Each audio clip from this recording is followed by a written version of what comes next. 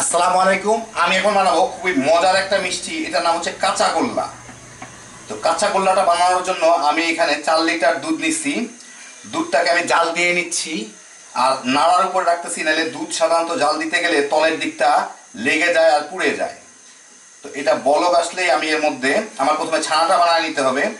তো আমি এর মধ্যে একটু ভিনেগার দিয়ে ছানা বানিয়ে নিব। তো যারা অনেকেই জানেন ছানা কীভাবে বানাইতে হবে, আর যারা জানেন না তারা এইভাবে খুব সহজে ছানা বানিয়ে নিতে পারে।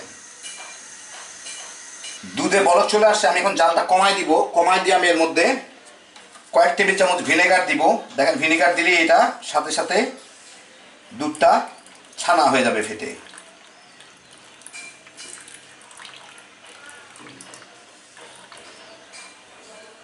একটু নাড়া দিলেই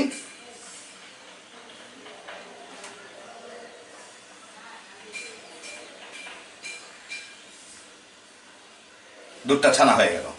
পরিষ্কার টলটলা সবুজ রঙের, হালকা সবুজ রঙের পানি বের হয়ে আসছে। এখন আমি এই ছানাটাকে পানির থেকে ছেঁকে নিব। খুব বেশি নাড়ানাড়ি করার দরকার নেই। দেখেন এখন টলটলা সবুজ পানি বের হয়ে আসে। চুলাটাকে আমি বন্ধ করে দিই। এখন আমি একটা বাটির উপরে এই যে আমরা ভাত টাত মার গালি এরকম একটা জালি বসাই, ওর উপরে এই টাইপের যে ব্যাগ ট্যাগগুলো পাওয়া যায় চিজ করে কিংবা পাতলা একটা কাপড় বসাই দিব। দিয়ে আমি ছানার পানিটা ছেঁকে ছানাটা নিয়ে নিব।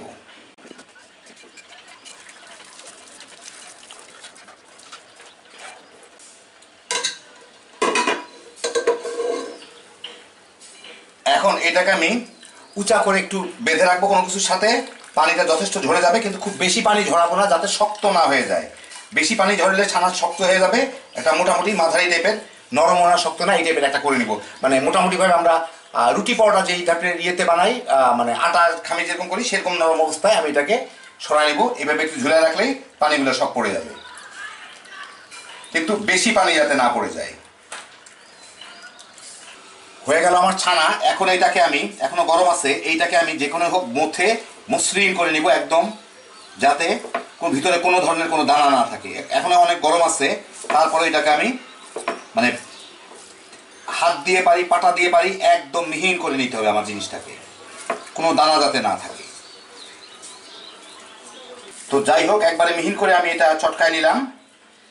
এখন এইটাকে আমি 2 ভাগ করব আনুমানিক। এই ভাগটা আমি উঠায় রেখে দিই, পরে কাজে লাগবে। আর এই ভাগটার সাথে আমি 1.5 কাপ চিনি মিশাবো। এখানে আধা কাপ, যার যার রুচি মতো 1.5 কাপের মতো চিনি মিশাবো। খুব মানে এটা আমার জাল দিতে হবে, জাল দিলেই গলে যাবে, তো মোটামুটিভাবে মিশাইলেই হয়ে যাবে আর কি। হাত দিয়ে একটু কষলায় নিচ্ছি, যাতে আরও যদি কোনো দানা দানা থাকে ছানার মধ্যে ওগুলো যাতে মিশে যায়। দেখেন চিনি মিশানোর সাথে সাথে একদম পানি পানি হয়ে যাচ্ছে, এটা চিনিগুলো গলে যাচ্ছে। যাই হোক, এখন এটাকে আমার হালকা আঁচে ভেজে নিতে হবে। আমি একটা সসপ্যান না, একটা তাওয়ায়, কি এটা কি সসপ্যানই বলে বোধহয়, প্যানে, যাই হোক না কেন, ওই চিনি মাখানো এগুলাকে নিয়ে এটাকে আমি হালকা আঁচে, মাঝারি থেকে লো, তারও নিচে মানে লোয়ের দিকেই হালকা আঁচে এটাকে কতক্ষণ ভেজে নিব, মানে জাস্ট শুকায় নিব আর কি, পানিটা যাতে টানে। চিনিটা এর সাথে লেগে গেছে, চিনিটা গলেও যাবে, পানিটাও টেনে যাবে, কিন্তু যাতে না পুড়ে আর শক্ত হয়ে না যায়, এটা নেড়ে নেড়ে আমার এটাকে ভেজে নিতে হবে আর কি। জালটা খুব ইম্পর্টেন্ট, জালটা একদম লোর দিকেই থাকবে, যাতে এটা একটু শক্ত শক্ত হয়ে যায় আর কি। সিম্পল কথা হচ্ছে এইটা। চিনির শিরা যখন শুকায় যাবে, বেশি করলে এটা কিন্তু দানা দানা বেঁধে যাবে, দানা দানা হওয়া শুরু হয়েছে, তখন আমি এর মধ্যে আধা টিন কনডেন্স মিল্ক দিব। দিয়ে এটার সাথে মিশায় আবার একটু শুকনা শুকনা করে নিতে হবে। কনডেন্স মিল্কে একটু পানি আছে, এটাও যাতে শুকায় যায় আর কি। ওই একই লো আঁচে রেখেই এটাকে করতে হবে। কিছুক্ষণ নাড়ানাড়ি করার পরে যখন এটা সবগুলো একসাথে এসে যাবে, মানে দেখেন সব একসাথে এসে গেছে। এখন কিন্তু এর মধ্যে যথেষ্ট পরিমাণ চিনি আছে, নরম আছে, চিনিও আছে, কারণ চিনিটা শক্ত, মানে চিনিটা জমলে কিন্তু শক্ত হয়ে যাবে। আমি চুলার জালটা বন্ধ করে দিই, দিয়ে আমি এইটার সাথে এটাকে ঢেলে নিব আর কি, মিশাই নিব আর কি। তো আমি এই জায়গায় করতে পারছি না, পাশের এখানে আমি মিশাই আপনাদের দুইটা ঢেলে দেখাচ্ছি। একদম দেখেন পুরো পরিষ্কার হয়ে নেমে আসে, মানে এর সাথে কিছু নাই, সব এক দলা হয়ে গেছে। এখন এইটার সাথে আমি এটা ভালো মতো মিশাই নিব, খুব দ্রুতই মিশাই নিব, গরম যদিও তারপরেও যাতে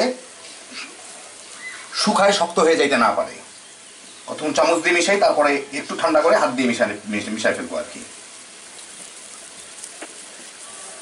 যতই অল্প জালে রান্না করা হোক না কেন, জিনিসটা কিন্তু প্রচন্ড গরম, খেয়াল রাখবেন। এটা কিন্তু চিনির শিরা ভিতরে, কনডেন্স মিল্কটাও শিরা, আর আমি চিনি দিচ্ছি সেটাও শিরা।